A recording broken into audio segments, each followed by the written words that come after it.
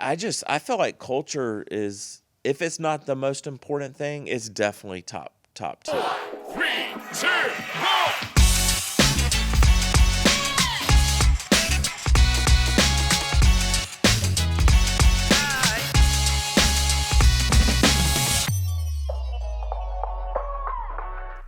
All right, welcome to another episode of Ready, Set, Grow, where we share insights and ideas to help you grow your practice. My name is Jeff Miles. I'm the newly acquired podcast host here at Impact Partnership, and today we are talking with the Zen Master, co-founder and CEO Stephen Odom. How are you? Wonderful. Thanks for having me. We're going to talk about culture, because if you were to go back to probably your first job, and you think about the company culture that you had in that first job, Yeah. how much of that impacted, pardon the pun, Yeah.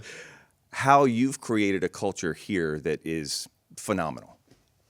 Well, my first job was a dishwasher at an Italian restaurant that lasted for one day. So the company culture there was not very good. Lots of screaming and yelling. Man, that was the hardest job ever. It's like no matter how much I cleaned, I couldn't clean enough. Okay. And for $4 an hour, Why just would wasn't you? worth it. Yeah. Yeah. I Yeah. think I was a senior in high school. But my first real job where the culture was, looking back on it, amazing, was a company that was called Game Plan. It's no longer, it's now been rebranded, but it was an IMO. I was employee number 6 at that company, and it was, it grew to be a company culture that today probably couldn't do it. Right.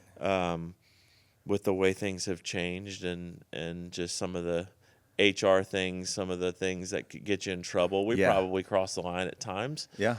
But man, we had some fun. Right. And thank God no one ever got hurt. Yeah. Because, we just would do really stupid stuff, but it was fun. Right.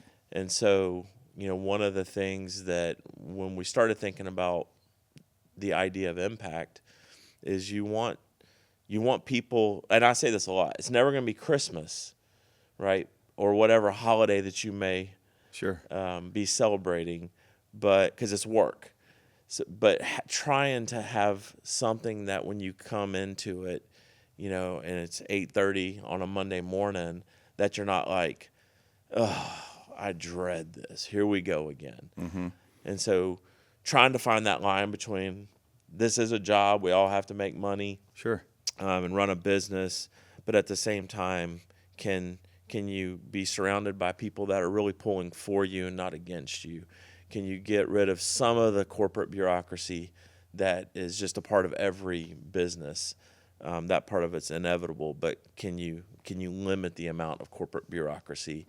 And can you have people that just like each other? So that was that when we were starting the company, that was absolutely a part of the conversation. Right. You and I are probably of that generation that we saw a different company culture when we first started working.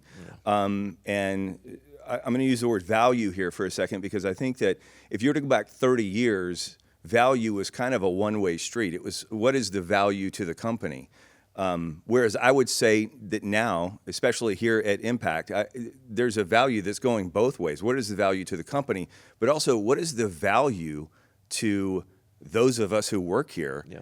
And I think that is part of the culture shift that has happened, over the last 5-10 years especially.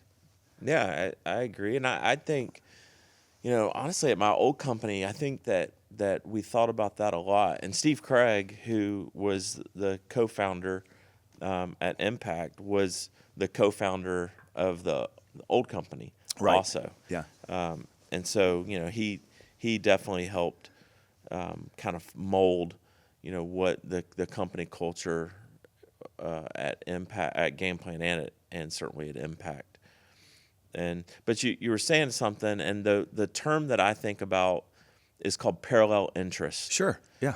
And it's this is something that Steve talked about a lot. And when we started Impact, you got to have parallel interest with your teammates, with your customers, and our we're the customer of insurance companies, right? So the insurance company has to win, we have to win, and our customer has to win. We being, the teammates here. Sure. Right? And so those parallels have to run and never cross, because as soon as they cross, if the insurance company is winning more than us or our customer, which is the insurance agent, right, then you're going to have problems. If the company's not profitable, right? Let's say that we've overpaid in every single area of the company, then there is no company. Right. Right. And so just those parallels have to maintain themselves and hopefully never cross. Obviously, it's the real world, so at times it does cross, but you have to be aware of it. And handling those crossing of the parallel lines is part of that culture as well, and how you handle that, I'm sure, is a big part of how the success is made within that culture. Certainly. How would you look at, just so, especially, I would say the vibe that we have here at Impact is incredible. I brought my wife and my kids up here last Friday. Oh, did you? And my wife will not stop talking about how jealous she is that I get to come in here every day.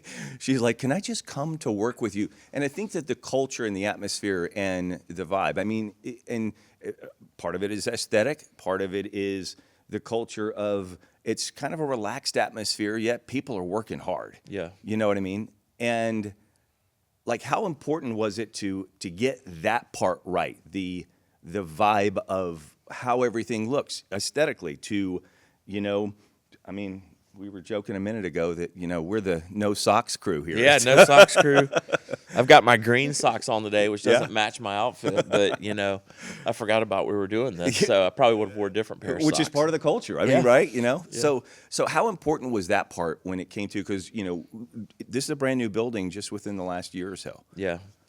So I think it's hugely important, because you want people to be proud of where they work, and obviously the way that the building looks is super important.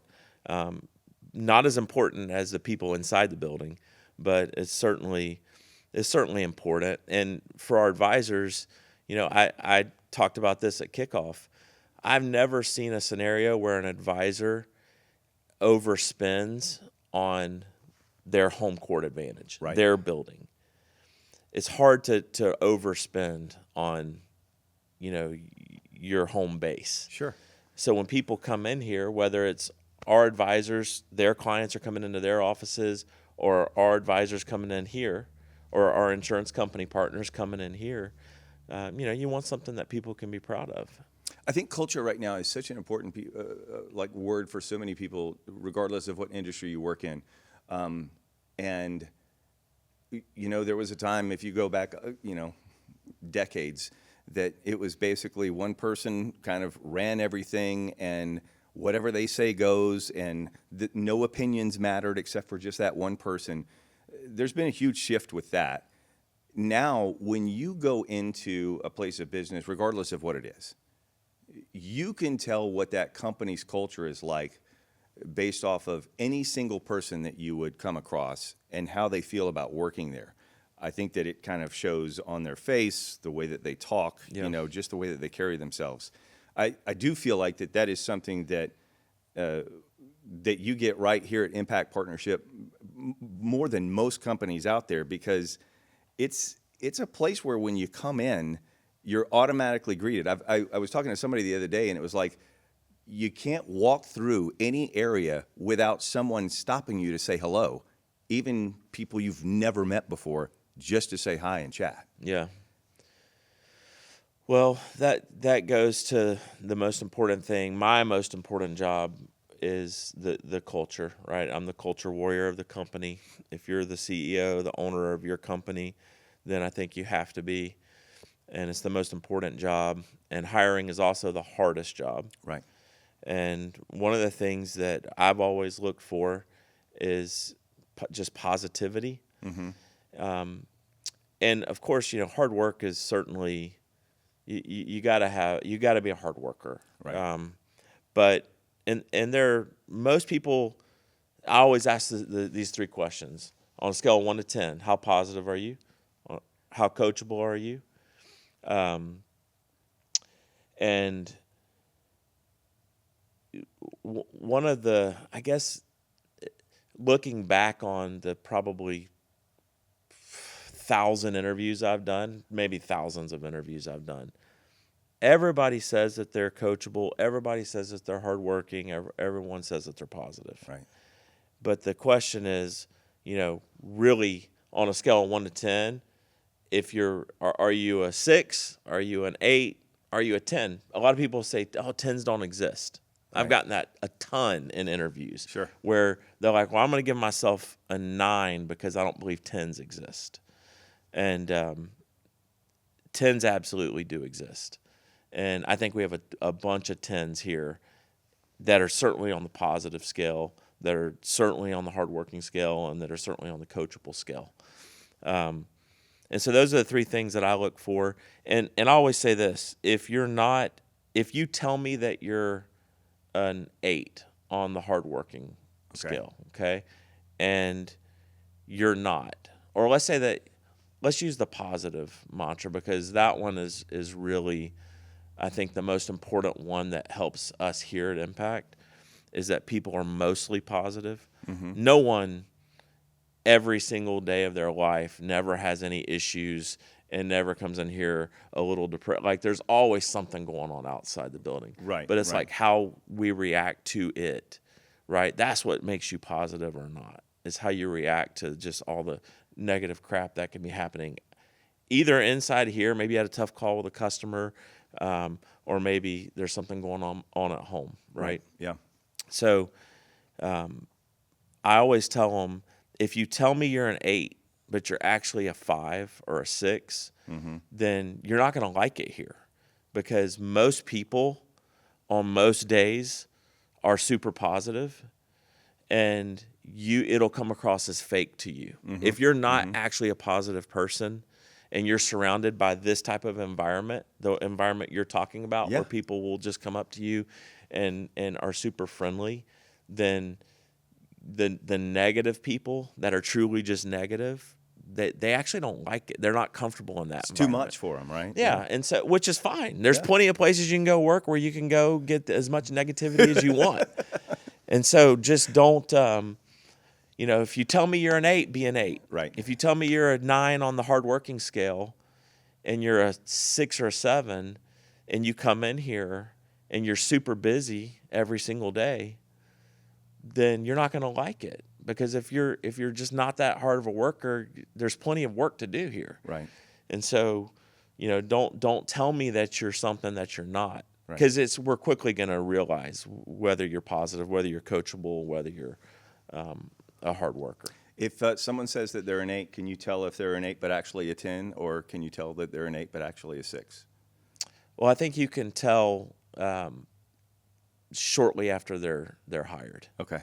So in an interview, it's super hard to tell. Like, there's some on the positivity scale, that one to me is the easiest. Like, I feel like if someone says that they're a 10, you can just ask, just talking to someone, you can tell if they radiate positivity. Sure. And so that one's probably the easiest, but certainly in those first 90 days, which is, what we call our probation period. I think that's what we call it. I don't know. That maybe not the term that we can use anymore, but it in those 90 days, those are critical. Yeah. And it's easier if someone's not a fit. As soon as you know, and this is a statement that Steve used to say, which our HR director probably wouldn't love to hear, but you know what? Yeah. No one's listening, right? It's just me and you here talking. We're just hanging out. He used to say, the first time you think about firing somebody, do it, is the day that you should fire them. Okay. And that's not a negative thing.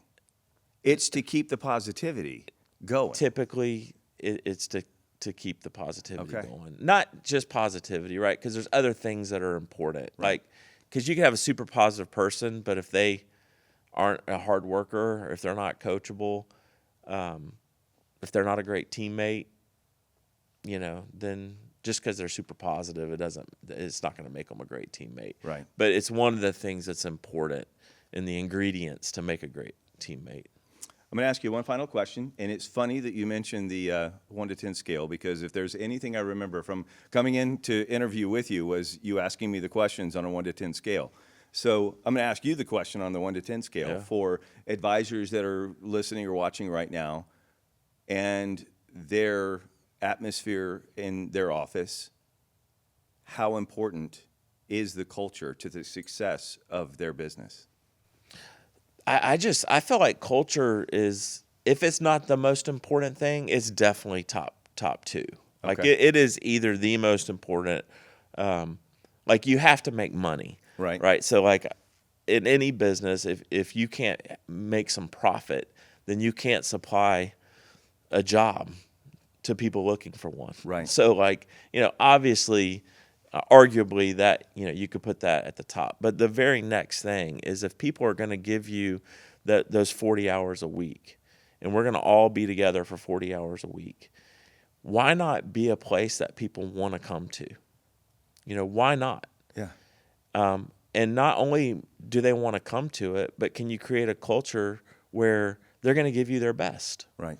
Because if they're giving you their best, then your customer, that 65-year-old client that's coming to your office that's wanting to retire, if they feel that, or one of the financial advisors coming in here, if they feel that like we truly do care about them and we want what's best for them, we're pulling for them, why would they not want to do business with us? Right.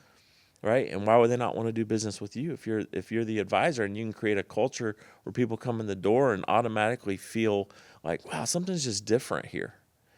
The reason a lot of people go to Chick-fil-A and not McDonald's, Right. right? It's a lot of different things, but it's that culture that they've created there is one of the reasons why it's so successful. First impressions, 1 to 10, how important?